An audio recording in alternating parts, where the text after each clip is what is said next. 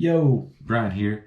So I've really been meaning to make this video. Since the last one, I've been very much obsessed with 3D printing. I've learned so much and I'm really just wanting to share my experiences with you. Not only was assembly a blast and it was so much fun, it was one of the funnest things I've ever put together. Once it was put together, I was able to start 3D printing immediately. I've downloaded some prints from online resources like Printables and Thingiverse, but I've also been able to 3D model and print my own designs using resources like Tinkercad or Shaper 3D. It's been so rewarding, so much fun, and I'm excited to share what I've learned with you all. So let's recap assembly.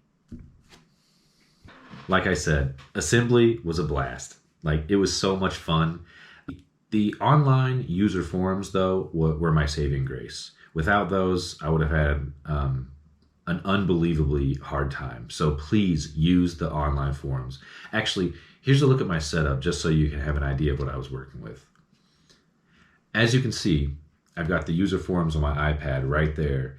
That's the most important part. What I'd like to do, I'd like to read ahead just to prepare myself for the next step. And I would like to read the comments to make sure that I wasn't going to run into any issues.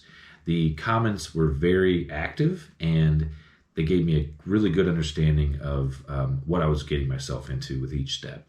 Very helpful. Do not build this thing without the user forums. Also, make sure you use the cheat sheet.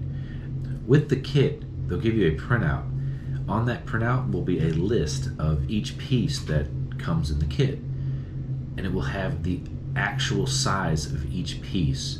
What I found is in the comments and on the forums, it was very common for someone to mistake a piece because they are very similar, especially like the nuts and bolts. They're very similar in size.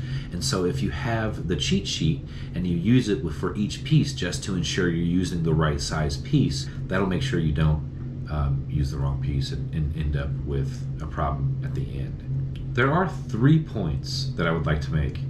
Number 1, when it comes time to put all the wires, the wires that go to your motors and your extruders, and ultimately to your motherboard, when you get to that point, the instructions are going to do their best to instruct you where to put those. However, for me, I found that after a while, they just became kind of a mess. And so my advice for you is just do your best. So let me show you exactly what I mean. This is the box that has all the wires in it that connect to the motherboard.